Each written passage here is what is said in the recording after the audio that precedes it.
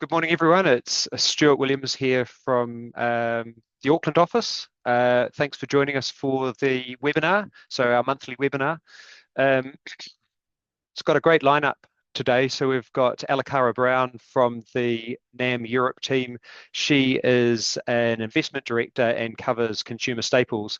Actually, I was just talking to Alakara before, and she's been with the team about a year, or a bit over a year, but her first connection to the team was actually via meeting Ian at a conference going back about 10 years. So look forward to hearing from Alakara. We're then going to Matt Johnson from the fixed interest and cash team, and then on to MDC. Just a couple of housekeeping things, if I could. Probably yesterday, you would have received an invitation to the lunch series that's occurring in the first full week of September. So we are in Christchurch on the Monday, Auckland on the Tuesday, and Wellington, sorry, other way around. We're Wellington Monday, Auckland Tuesday, and Christchurch on Wednesday. So have a look out for that. Also, just a reminder, if you've got questions that are coming up during the presentation, then pop them in the Q&A and I'll curate them to the speakers. And then the final point, just for any press who are on the call, either the live call or the recorded call afterwards, please contact either the marketing team or Jez in relation to using quotes and comments. So with that said, welcome Alakara. Thank you very much for being available at near enough 11 p.m. in Scotland, and I'll hand over to you and we'll start your slides when you tell us. Thanks. Thank you very much. Yes, so I'm Ella Cara Brown. I'm a PM on the Global Equities team here at Nikko AM in Edinburgh. And the good thing about an 11 p.m. Call in the UK is the kids are not using the internet, so that's fantastic. But I'm the newest member of the team here, having joined 18 months ago to the Global Equity team, which is absolutely fantastic. And today I've been given the opportunities to give you an update on our global equity portfolio for about 25 minutes, and then I'll open up for some questions. So if we could roll the slides, that would be fantastic, please. Um, Hold on there. That's great. And if we just move on to the next slide. So we knew 2025 wouldn't be smooth sailing politically, but it's been even more chaotic than we've really expected. We've had policy U-turns, we've had tariff talks and regulatory shocks. And as this slide says, the only certainty right now is uncertainty, which is very true. And we are true stock pickers at heart, but macro really, really does matter. And so for this presentation, I'll give you a flavor as to how we're staying focused on the fundamentals whilst keeping an eye on that bigger picture risks that can shift the paths of returns that obviously we're following when we're looking at the portfolios and the stocks there. So let's start with the bigger picture, please, on the next slide. So amidst all the noise, what are the trends that we're seeing? And that top left-hand chart there, you can see there's been a synchronized rise in the long bond yields across. We can see here the US, Germany, and Japan since the US elections, suggesting the global repricing of risk has really been driven by a lot of sticky inflation, policy normalization, and fiscal outlook in the US. And on the right-hand chart, top right-hand chart, you can see, US exceptionalism is continuing to come under scrutiny. We've had a decade-long outperformance starting to normalize, which has become even more pronounced if you look at it on the equal weighted indices relative to the MSCI EFI. So questions over the fade of the dominance of US tech and growth, reemergence of global opportunities. So it's something, these are factors that we're having to monitor. On the bottom left chart there, again, it's that USD, is the dollar showing signs of peaking following many years of strength. And really what we've also seen is that modest reduction in the US valuation premium, although it still remains pretty elevated, but we still think that there's scope for some further weakness there. So essentially, we're in a phase of regime change with higher yields, a weaker dollar potentially, and USD equity normalization and valuation convergence. The Are we seeing any new signs of leadership though, on this next slide? And on the top left here, we can see in so far this year we've had a re-rating of several regions. So within the Europe, UK, and Japan. And the sustainability of this re-rating is very much dependent on earnings follow through. And really, that macro tailwind, as we've seen a lot of US exposed investors look to diversify their exposure there to other places. They're looking elsewhere.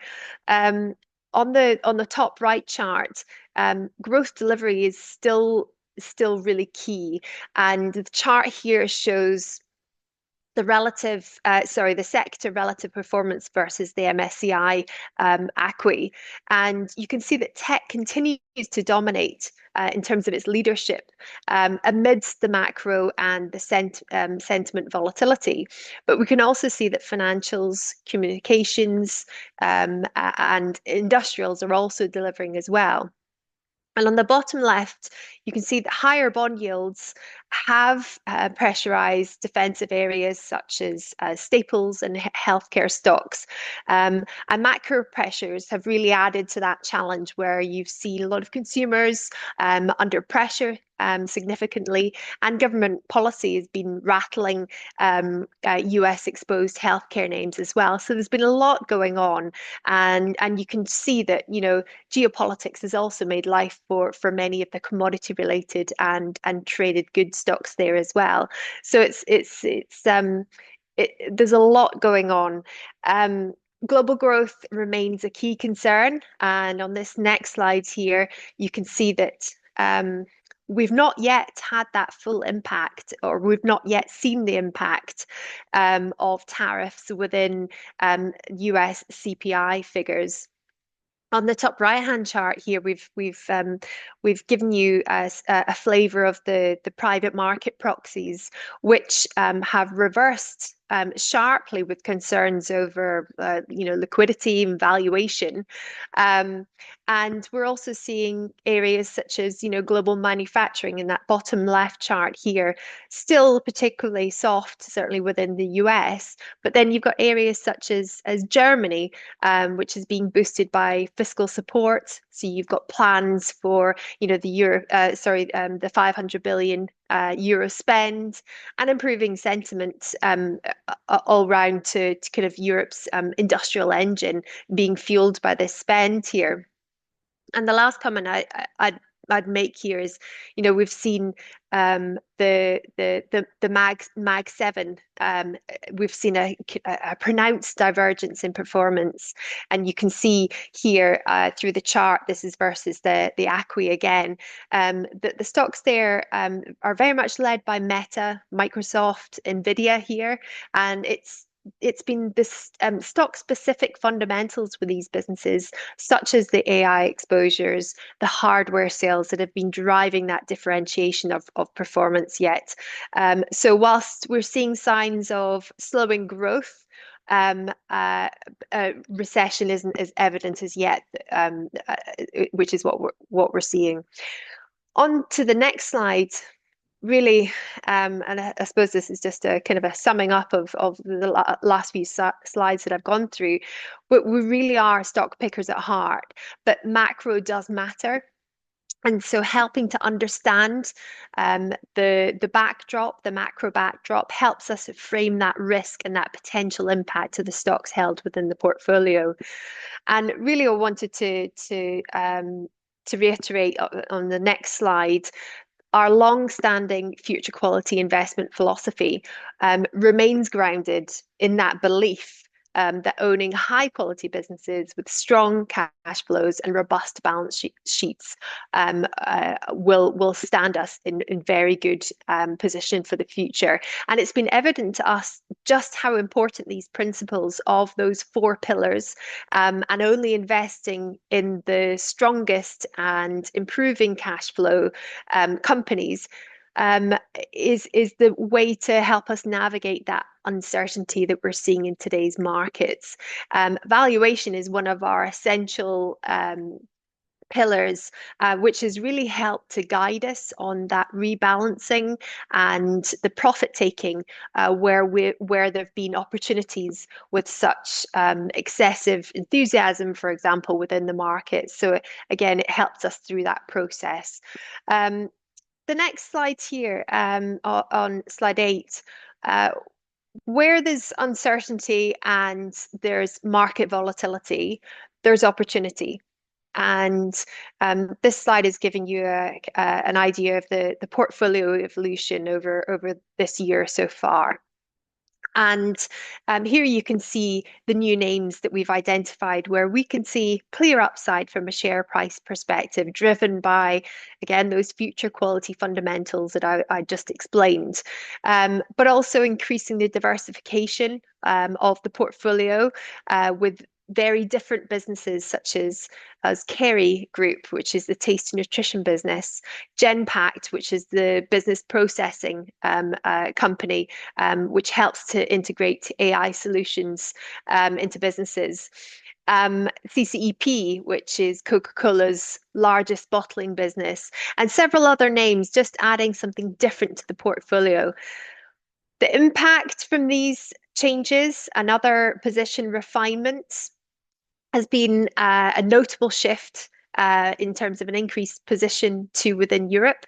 And from a sector basis, there's been a greater shift from cyclical areas such as tech and industrials and energy to higher weights in more defensive areas such as healthcare, staples, and financials. But going back to my comments regarding diversification on this next slide, our focus last year has been very much about finding companies through a range of different and less correlated businesses, which, in an environment of macro uncertainty, alpha is increasingly stock specific. So this slide outlines how we've been intentionally sourcing growth from multiple distinct angles, and whether that's balancing unique stock stories, secular tailwinds, underappreciated themes, and predictable sources of growth there within defensively orientated businesses. Again, it all comes back to that goal of ensuring diversifying the portfolio, not by just sector or geography, but by the nature of each individual company. So the next few slides, I wanted to give you a bit of a flavour as to the areas that we are seeing areas of opportunities that fit that future quality growth profile. So hopefully you'll find that interesting. And so on this slide here, again, we've picked out the names which will best give you an illustration of this. We've got Palomar, which is a niche insurance business executing well in terms of portfolio optimization. It's got huge pricing power, and there's long opportunities for growth within an underpenetrated specialty risk, because it does like earthquake risks, etc. Segment. So clear opportunities there. Hitachi, which is the Japanese industrial business, again a huge strong turnaround story driven by strategic restructuring and exposure to secular themes like electrification and digital infrastructure. So capital efficiency has been improving meaningfully, and this is helping to deliver that performance and that re-rating through the business.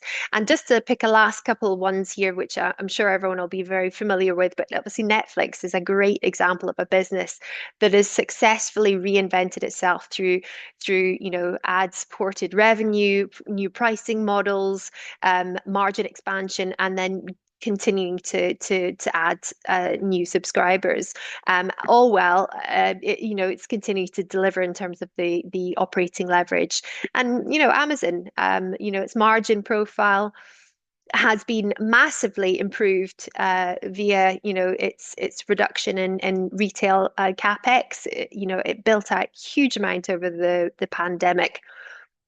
And we're continuing to see that momentum within the AWS business, and the scaling of the advertising, which is a very attractive margin. So, all supporting a very profitable growth path. To give you some more examples, some market share gainers, and again, areas that we've seen, clear huge opportunity. Next slide, if possible, within the US P&C insurance businesses.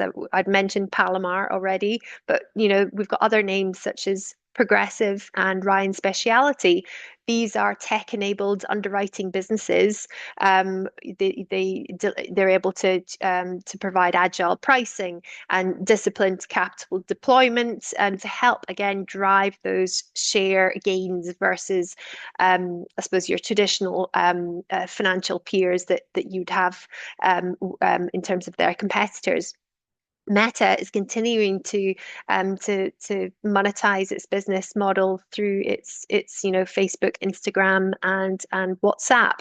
So we've got several places that we've been able to see in terms of the attractive opportunities for market share gainers, and whether that's within travel booking as well. Again, the breadth of the digital leadership and platform offering from likes of Booking and Trip.com and Amadeus, and to acute care facilities such as Encompass, which has a lot of strong structural drivers for ongoing growth within its sorry, within its platform to deliver more acute care facilities for those who need them. The population is aging. We're living longer, increased wealth, but we're getting sicker and we're needing more acute care. And so this business is able to support steady share gains with its post-acute and specialist care. So plenty examples here of businesses that are continuing to grow its market share.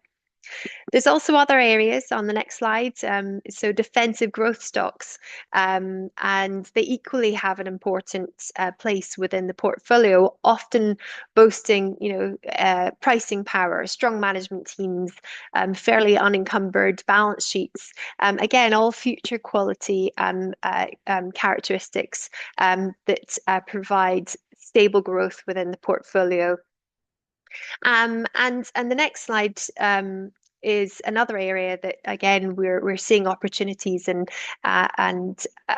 huge potential for the portfolio in terms of being able to deliver alpha. And they're in areas that that have had challenges, and life science tools and services, such as companies like Bio-Techne and Danaher.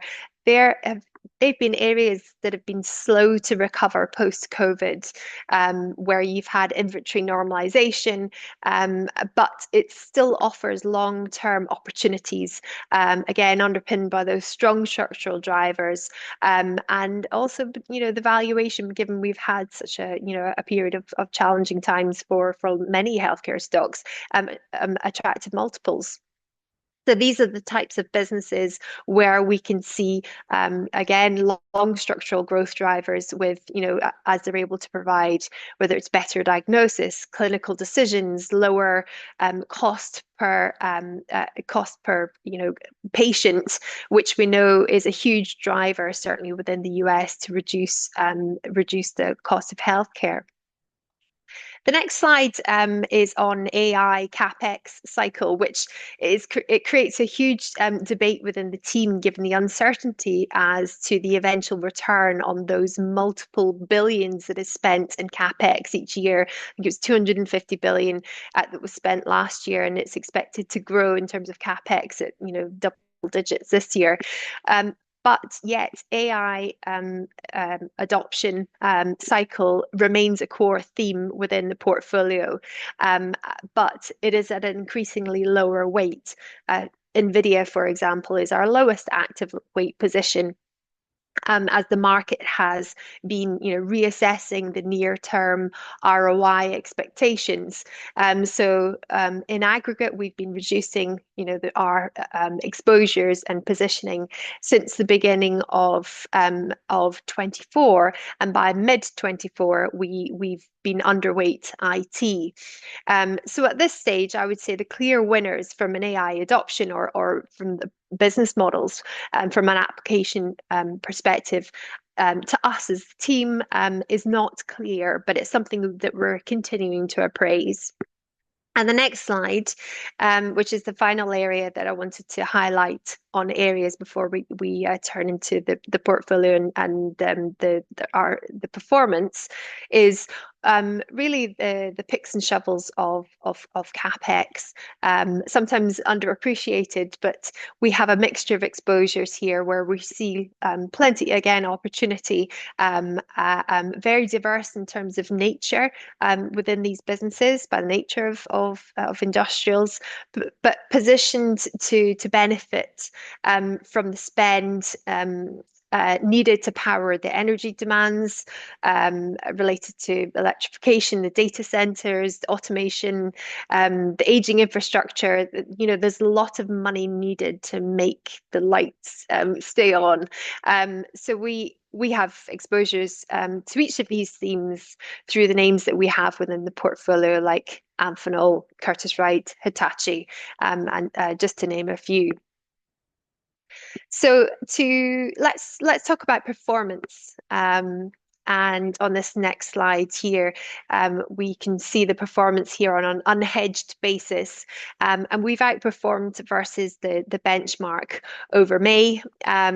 And we've held up over the 3-month period on a relative basis, not giving back as much as the benchmark. And you can see over that longer period, the 1, 3, and 5 years are also ahead, which has been very positive. On slide 17, this is on a hedged basis, and apologies, the graph has a minor typo. It is the hedged basis. The absolute returns are slightly higher, and we're positive in terms of over that 3-month period versus the unhedged, which was negative. And that was really due to that US dollar weakness there. And absolute returns have still been very strong over the 1, 3, and 5 years. So that's pleasing to see.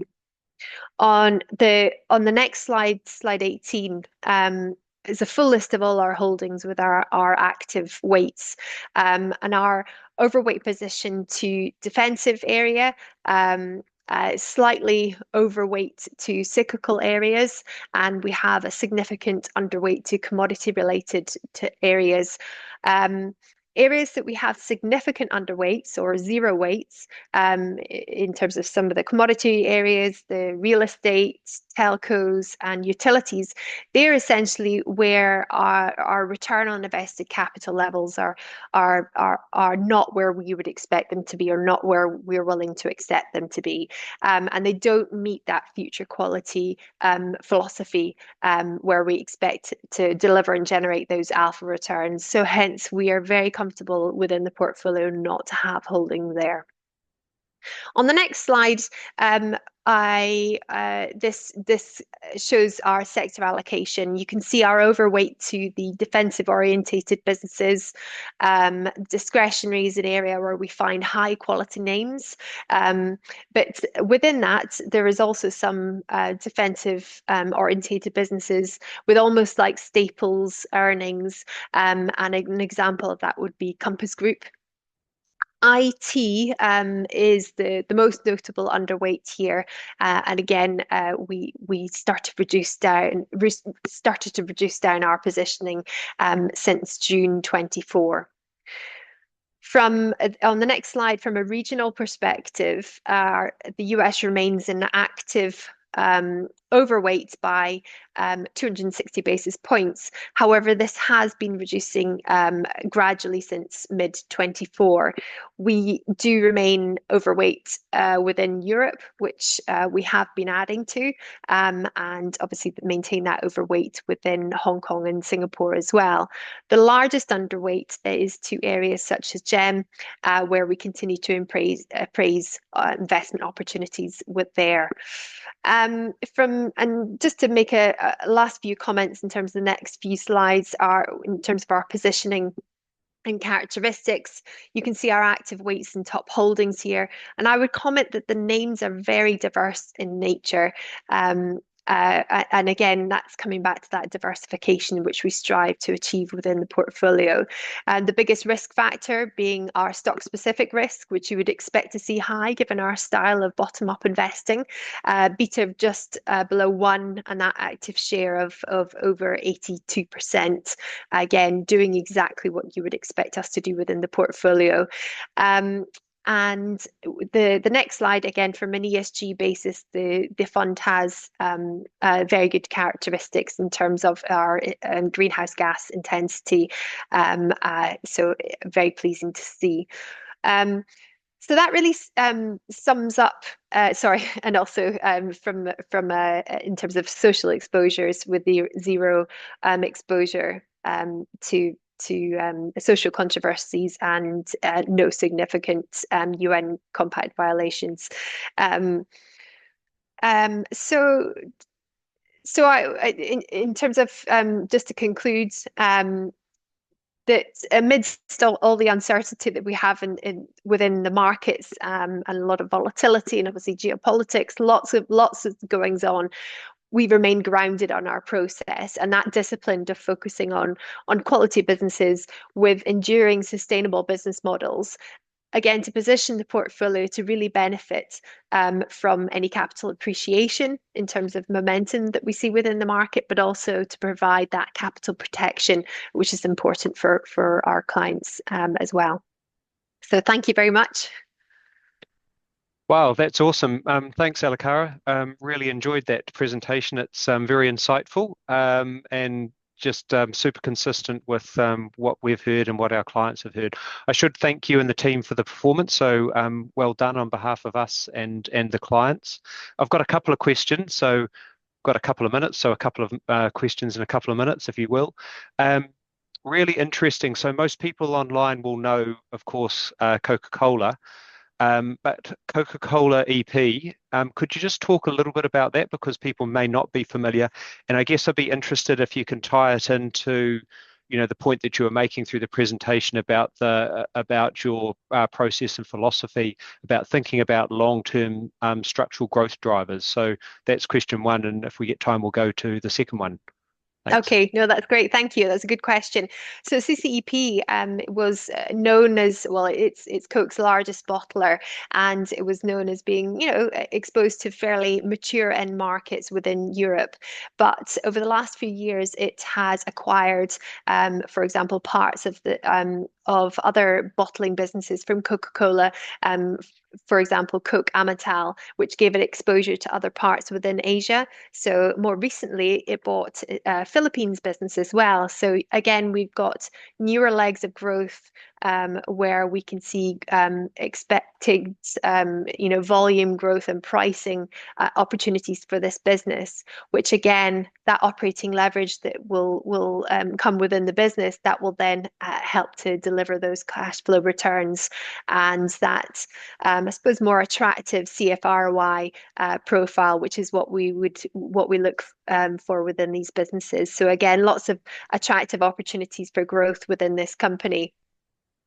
Awesome. Great answer. Thank you. And just the slightly more general question around AI that's come in. And I guess whenever we're thinking about AI, are you thinking about that specifically? Are there sort of, I guess, exposures within the portfolio where that's a major factor at play? And maybe, I guess, the other question it begs is to the degree to which you guys are using AI, perhaps you yourself, in terms of any analysis, which might be, so you can interpret the question either way, actually. Sure. So obviously our nervousness comes from the magnitude of spend that has gone into to obviously to to to fund the infrastructure for AI. And our concerns are really when they're going to start to see that return on the investment, given the many, many billions that's gone into that. And I think it's difficult to see when that is going to come through. And obviously we have to look through the lens of future quality companies and where, you know, where we want to be ensuring the exposures are within the portfolio. So we have to be careful in terms of are we going to be seeing those returns first and foremost. And then we have to think about where we want to have that exposure in terms of down that value chain in terms of those companies that are able to monetize AI. We've got some great examples of, where you've got, Genpact, for example, that are helping companies, helping to hold their hands to go through that process, which is quite, can be quite nerve-wracking for companies to integrate AI within their companies when they don't necessarily understand the full potential and improvements. And it's interesting because obviously there's more and more research that's coming out talking about, who are the actual end users who are adopting these, and an increasing amount of companies are introducing AI. And obviously, there are those low-hanging fruits in terms of areas where implementation is going to be a lot more easier, for example, within tech in terms of our ability to process things, but also in our own industries as well, where we could potentially look to automate and use AI as well. So there's lots of potential, there's lots of use cases which are increasing as well, but we're still very much at that early phase. Perfect. Thank you. You've done an excellent job of keeping us to time, and we thank you very much. 11:30 in Edinburgh, so we look forward to hosting you again and seeing you in the roster of the team coming down to New Zealand in person. So that's great. Thank you very much, and Thank you. very insightful. Thank you so Okay, much. everyone. Great to see you. We're moving on to Matthew Johnson now from the Fixed Interest and Cash team. So Matt, we're pretty much on time, but I won't say anything more. You're well known to the audience, so I'll hand straight over to you. Thanks, Matt. Thanks, Stu, and kia ora, everyone on the call. Look, before I start, I just wanted to observe that the domestic teams here prepare our presentations without knowing what our global speakers are going to say. And I always find it fascinating to see how much the themes are in common. And with that in mind, I think I'll kick off the presentation. Now, at the start of this week, when I was thinking about what might be topical to talk about, the theme of uncertainty immediately came to mind. Today, uncertainty is pretty pervasive, be it trade and tariff agreements, geopolitical disruptions, or central bank direction. We're just surrounded by these unknowns. So how should we best navigate this environment? Well, one way to deal with this is to look through the noise. And I'll get my presentation up here. Here we go. Great. And what we need to do is focus only on what is important and knowable. A quote that's attributed to the great Warren Buffett. So today I'm going to apply that lens to what we think will be in the Reserve Bank's mind as we approach their next meeting.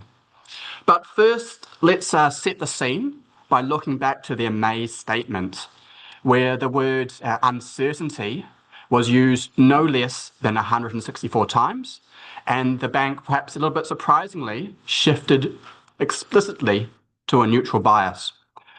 For me, there were 4 key items in their statement and press conference. The first was that we had that one dissenting vote for a pause. Now, getting a non-consensus decision from our Reserve Bank is rather uncommon. In fact, we last had that situation some 2 years ago on May of 2023. What happened back then? Well, in a vote 5-2 in favour, the Reserve Bank increased the OCR to 5.5%. What happened to be its peak level, an inflection point, perhaps similar to what we have seen today. The next thing I'll observe is that Governor Hawkesby explicitly stated that the bank doesn't have a bias either way, and that at these inflection points, the committee is more likely to vote than not. We then had Governor Conway, who made similar comments affirming that lack of an easing bias. And what he said was that when you get close to neutral, which is definitely where we are now, it's more a matter of feeling your way rather than being too definitive about if policy is stimulatory or not. And then we had Governor Silk, and perhaps this one flew a little bit under the radar, but she made a comment about mortgage rates. And we know mortgage rates are a key monetary policy transmission mechanism in New Zealand. And she said that mortgages in the range of 5 to 5.5% are in line with their expectations, and that they would settle around that level absent some extraordinary shock. Now, we know today, as we stand, mortgage rates are actually lower than that in the market. So perhaps they're a little bit more stimulatory than the Reserve Bank's modelling suggested they needed. So when I bring all those comments together, it looks to me like we have a very neutral, data-dependent approach developing. So let's now apply that lens of looking at the knowns. And one way we can do that is considering the known Reserve Bank forecasts from their May MPS and comparing them to how data and events have since developed. Now, the most central item to consider is, of course, inflation and inflation expectations. So let's look at headline CPI. Whilst the Reserve Bank will not have a second quarter CPI until after their July meeting, they do have Stats NZ's monthly selected price indices to consider. And these show short-term pressure from rising electricity and fuel costs and commodity-driven food price inflation. And that's creating upside risk to second quarter inflation. The table on the left shows some current estimates from various New Zealand-based banks that incorporate those numbers, which the Reserve Bank did not have in their May MPS. And what you'll see there is that in general, these are producing higher inflation numbers. We can also see that the more pessimistic estimates put inflation either uncomfortably close to the top of the Reserve Bank's target band or indeed through it. And this would place the Reserve Bank in an uncomfortable position should they eventuate and the Reserve Bank happen to continue to ease. The last thing the Reserve Bank wants to do is let the genie out of the bottle again. So let's look at those expectations. On screen now, we have two series. In the left, we have the survey of expectations, which is inflation expectations 1 year ahead, the last two quarters have seen increases. But the overall level looks okay, it's reasonably anchored. But again, the RBNZ may become increasingly uncomfortable if the trend continues to the upside. Then moving on, in the right, we have data from the Household Expectation Survey, a more recent survey with less historic data. Now, the RB is still assessing where the baseline of the survey lies and what potential biases exist. And when I think about it, it's entirely possible that households use their own personal frame of reference when responding, and that the estimates therefore may be more backwards looking and related to how they have experienced inflation rather than their true views on what is going to happen on a look-forward basis. Whilst perhaps that survey of expectations, the respondents might be more careful not to apply those personal frame of references and to look forward. So all in all, what I would suggest is that it is important to look at the direction rather than the level for now. But again, this is not a comforting story. The direction's going the wrong way. It's heading up. Now I want to move on and just discuss that dissenting vote from May. Now, much like the Vatican, the Reserve Bank does not disclose how its members vote. Yet a recent LinkedIn post from Monetary Policy Committer Bob Buckle perhaps gives us a clue. On the screen on the left, I have a snapshot of page 5 of May's MPS, which summarises the argument for a pause. Whilst on the right, we have that LinkedIn post from Bob Buckle. Now, Bob's post highlights a paper from researchers at the US Federal Reserve Board, and it's titled, "Do Geopolitical Risks Raise or Lower Inflation?" His post starts with the observation that new geopolitical risks are emerging with unfortunate frequency, and he calls out war and political events as examples. I've highlighted these in blue. Then we have the paper's conclusion, highlighted in yellow, which is that geopolitical events are inflationary. And this lines up nicely with the yellow segment of the MPS on the left there, which highlights economic policy uncertainty.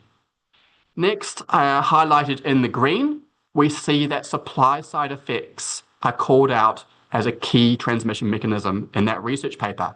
And that's similar to what we see highlighted in green in the MPS on the left. Then finally, we see in the pink highlight that the paper mentions expansionary monetary policy as one of the transmission mechanisms. And this relates directly to the concept of pausing, as you don't want to have monetary policy unduly contributing to inflation in these situations. Now, we can all implicitly understand the supply side argument, particularly in relation to key commodities or industrial production.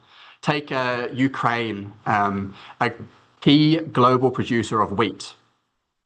Take the Middle East, a key location for oil exports. We know the Strait of Hormuz sees some 20% of all globally consumed oil pass through it.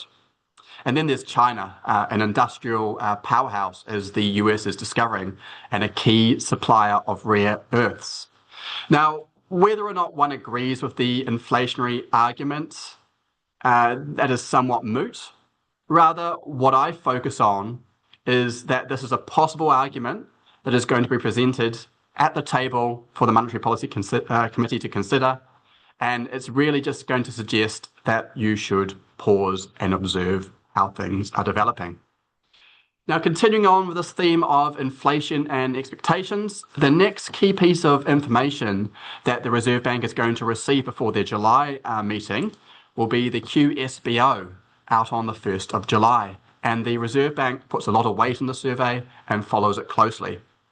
For me, there's two key outputs to keep an eye on, which could sway the Reserve Bank's decisions. The first is firm pricing intentions, and if they continue to be consistent with low and stable inflation. The second is if firms, by and large, continue to report cost increases. In the chart on the right, we see the QSBO pricing intentions in blue, nicely anchored near zero. Yet we also see in dark blue the same question from the ANSBO survey, which shows unanchored pricing intentions. Will the QSBO continue to remain low, or will it follow the ANSBO upwards? Next, in the chart on the left, we see cost experienced and expected. Both have ticked up in the most recent QSBO, and again, they're higher and increasing in the ANSBO. Now, the combination of these two survey responses suggests that firms are absorbing costs in their margins. It also suggests that should the economy strongly recover, perhaps due to the Reserve Bank overstimulating, companies are only too ready and willing to increase their prices. Clearly not what the Reserve Bank would want when inflation is looking like landing near the top of their band or perhaps through it in the near term. Now, I've painted a reasonably pessimistic story there on inflation, but what we're talking about here really is short-term pressure and the need for caution to make sure that inflation genie doesn't get back out of the bottle. In the longer term, risks around inflation are more balanced. You'll see on screen now the Reserve Bank's output gap series lagged by 2 quarters, plotted against non-tradable inflation. And you'll see we have a good relationship there, and that we have a negative output gap currently, which suggests that there is room for non-inflationary growth in the longer run. Now, I want to move on and consider what's been happening with economic activity, again, relative to the Reserve Bank's expectations. Well, first quarter GDP was released post the May MPS, and that came out at 0.8% positive, well above the Reserve Bank's May MPS forecast of plus 0.4% and also above market expectations. And when we look to the detail of that GDP release, what we see is that private consumption surprised to the upside. Or in other words, domestic demand is running ahead of Reserve Bank expectations. Now, it's important to remember we are considering this data relative to Reserve Bank forecasts and not on an outright basis. We know economic fortunes vary across the economy, and there are some areas that are struggling, such as hospitality and perhaps construction, whilst there are other areas that are going really well, such as the agricultural sector. I also think I should observe that in general, the various banks and market pundits that have been calling for a continued easing of the OCR towards a level closer to 2.5% generally have their arguments centered around a crux of weak growth. Now let's remember the Reserve Bank does not have a growth mandate. Growth is an outcome of their inflation targeting decisions. So we've got to keep that in mind. So let's bring this all together. What we have is inflation, which looks to be running higher than the Reserve Bank's May MPS expectations and risks breaching the top side of the band in the near term. We have growth, which has surprised to the upside versus the Reserve Bank's expectations. We have a dissenting vote that occurred in May, and this last happened, as I mentioned, in May of 2023, when the Reserve Bank voted 5-2 in favour of increasing the OCR to 5.5%. An inflection point. Then we have the argument around geopolitical intentions and if they create inflation, which we saw in Bob's post. And that is certainly valid today in the world we are seeing.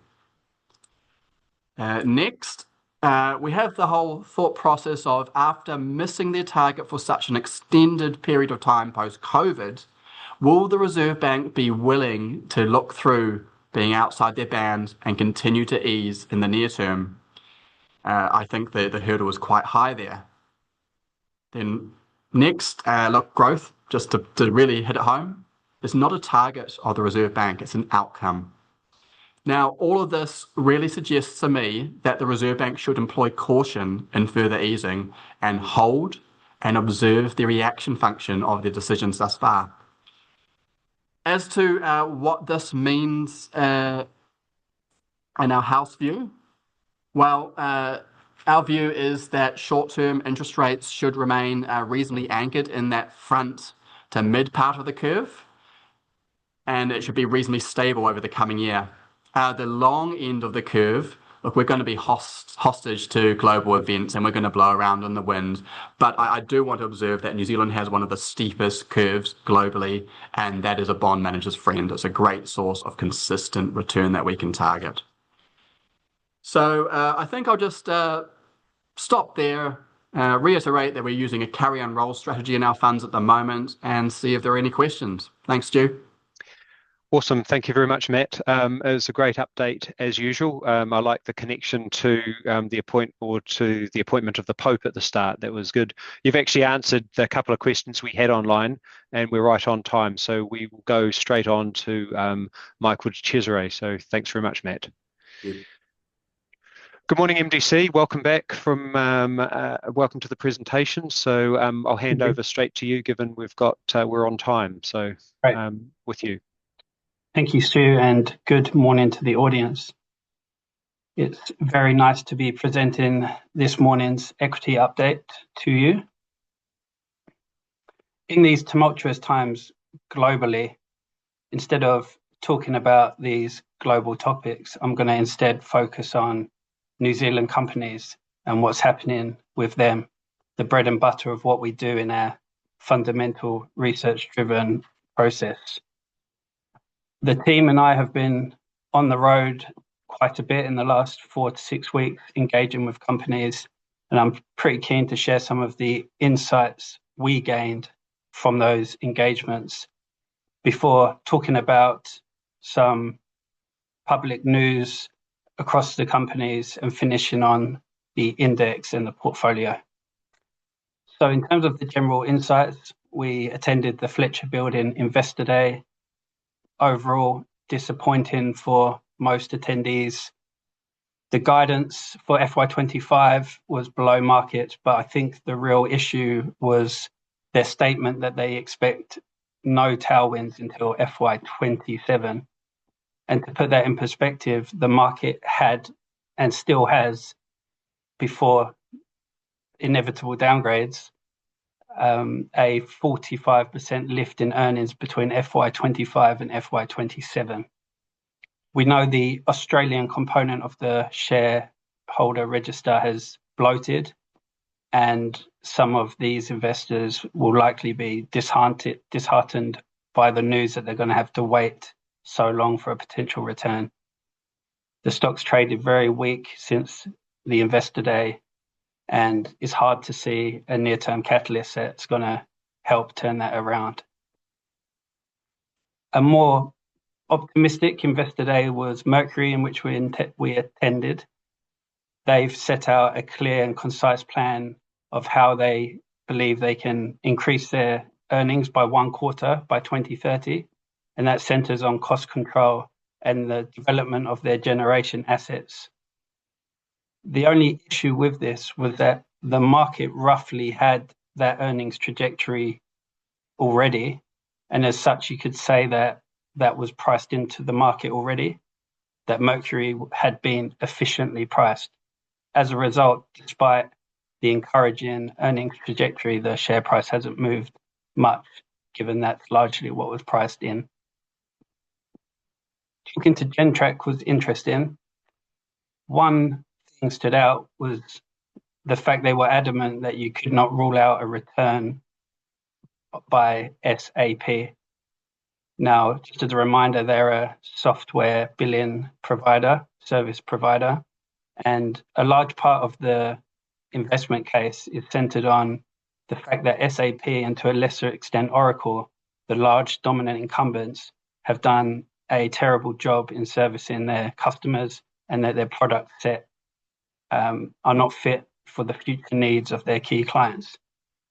As a result, newer players with better products such as Gentrack and Kraken in the UK have been winning a lot of these new contracts as they come up for renewal. The fact that they believe S&P could actually commence a new product development cycle and re-enter the market would cause serious issues to this part of the investment case. It's not a deal breaker, but I think those two have over 70% of the market, and people truly believe they'll be donating market share to these smaller players such as Gentrack. So we'll have to wait and see there.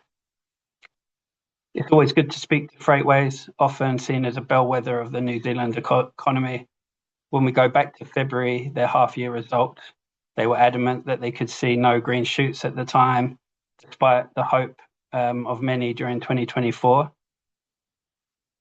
They also added that same customer sales were down 5% at that time, and that is a continuation of FY24.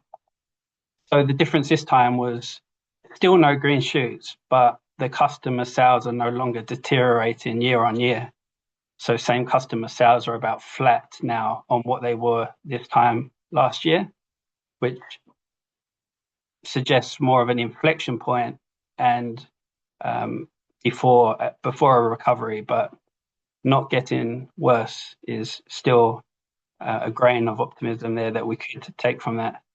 They're great operators, and they've managed to do well in Australia and win market share in New Zealand to offset that system weakness, which is very impressive.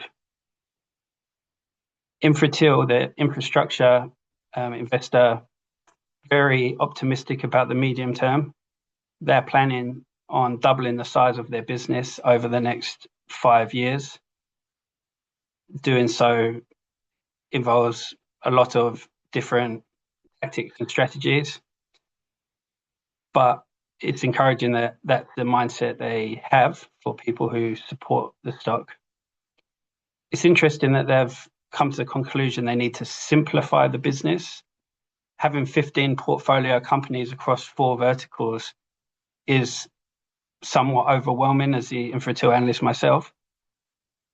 And the benefit of the simplification partly is that they expect to release at least 1 billion of capital through their sales processes, which will help them re-inject that into high-performing businesses that they hold. Ryman's had a troubled time lately, the retirement village operator and care provider. A few own goals along the way, such as their blanket price rises, which caused an issue to their new sales and their waiting lists in some areas, not all areas. In terms of the areas, they do, or quantifying the problem, they suggest about 2/3 of their portfolio is going well and there's no issue. But it's about 1/3 where they've got excess inventory to sell, and at the same time, there are quality rivals in the same area. Perhaps Somerset or someone springs to mind. In these areas, the change they've made is that they've now empowered the salespeople in them regions to have a bigger toolbox to get the sales and the deals over the line.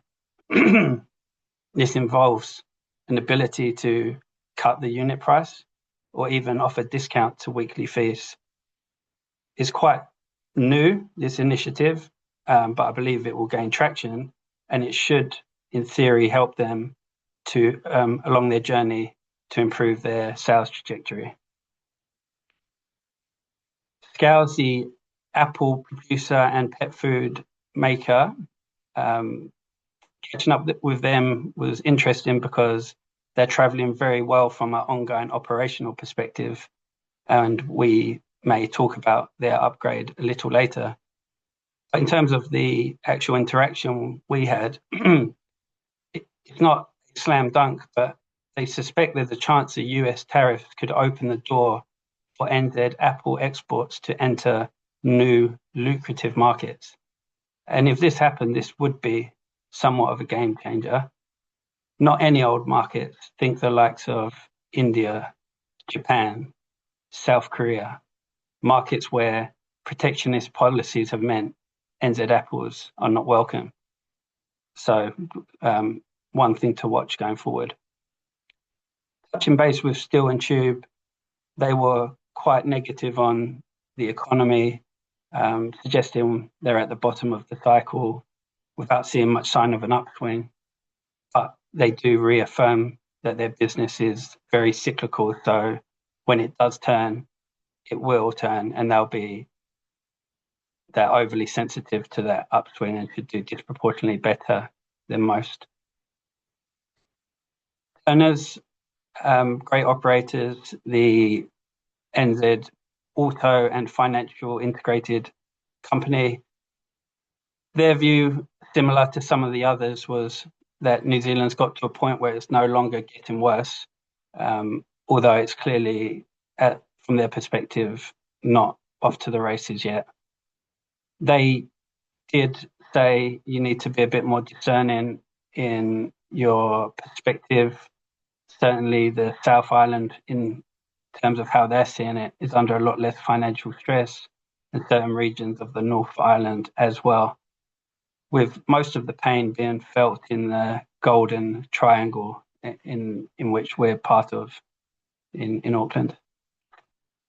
So moving on from our own interactions and engagements to the next slide, please, which is just covering some of the key pieces of information that have been released.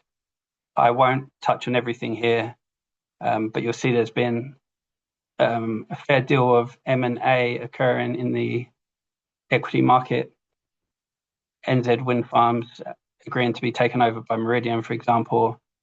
Of note, we were pleased to see Spark selling their 10% stake in Hutchinson Telecommunications Australia. This is on strategy from our point of view as they rationalise their excesses back to the core business and address their cost base, which is part of the turnaround in which they're engaging. The utilities companies have agreed in principle on a strategic energy reserve, which will provide national security of supply with an expectation that that lasts till 2035. Very good news for the operators, given the extreme negative hydrology experienced this year, which coincided with a lack of gas, meaning that the sector's earnings are going to be significantly depressed. This is one aspect or one area of many actions they have taken to ensure that any repeat of this in the future will be much better handled than it was this time. Tourism Holdings takeover offer from PGH Capital was pretty generous, if you will. From the spot price, the takeover offer was over a 50% premium. However, when you look at the longer term, THL has really sold off hard over the last 2 to 3 years, which has some informed people in the market suggesting that this deal might still fail to get over the line, just given where many people see where fair value could sit if you give it time to recover. I'll just mention Beggar Teas, or just Beggar these days. They have lodged an application to the ACC to see if they can, ACCC, to see if they can bid for Fonterra Oceania. The problem being that's only part of the consumer unit, and you'll see underneath Fonterra stating that they have no plan to break up the unit. They believe there's enough interest in the unit as a whole. They don't need to sell it in parts. They're progressing along a dual sale process with either an IPO or a trade sale being the outcome. From a equity market perspective, it'd be great to see a listing of Fonterra's consumer business on the NZX, so I know which way I hope that goes. Just moving to the next slide, please. We'll move over these quite quickly. Comvita, unfortunately, still stuck in the honey. Difficult for them to turn that around. Scales have increased their NPAT forecast by 8%, remembering they've got a December year end, which would imply growth of 12% year on year. Sky TV, interestingly, reaffirmed their 21-cent dividend and a 26 target of 30 cents. If you add imputation credits, that 26 dividend yield would be over 10%. Very attractive for investors as term deposit rates fall. I'll let you have a look at the regulation side in your own time. If we move to the next slide, please. Could we move to the next slide, please? Thank you. A number of leadership changes occurred over the month, more so than usual. Some expected, others not, and some confirmations of people leaving and timings. Moving on to the next slide. General company updates here. Nothing overly material, but for completeness, have added that for your observation, either now or after the session. Next slide, please. Looking at the NZX 50 with slightly dated stock-specific returns, at least to the end of the 25th, we can see a range of performance. If you exclude Tourism Holdings that benefit from the takeover offer, we're looking at a 30% range there, a 32 positive, 18 negative context. The problem being that the large caps, which dominate the index, have struggled this month. They're down 0.3%, while small and mid caps are up 2.6%, property up 3%. Overall, leaving the market up 0.6% for the month to date so far. Our funds are a tad ahead of that at the moment, so we'll try to hang on to that until the end of the month. Defensives really driving the market performance this month, as you can see on the left-hand column there at the bottom, while cyclicals have been the major drags. The chart at the bottom there shows the top and bottom performers from an index total return perspective. Ongoing pain for the retailers, Warehouse, Kathmandu. Warehouse obviously actually left the index, replaced by Briscoe's. The building materials companies like Vulcan and Fletcher Building, in addition to cyclical and consumer-facing companies also struggling.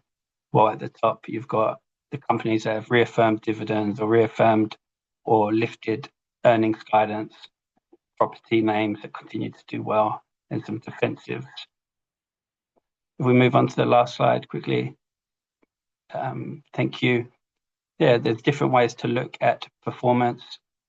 This is a different kind of chart than we usually present, a 5-year cumulative performance of, in this instance, the socially responsible equity fund against the benchmark, which will be the light green line.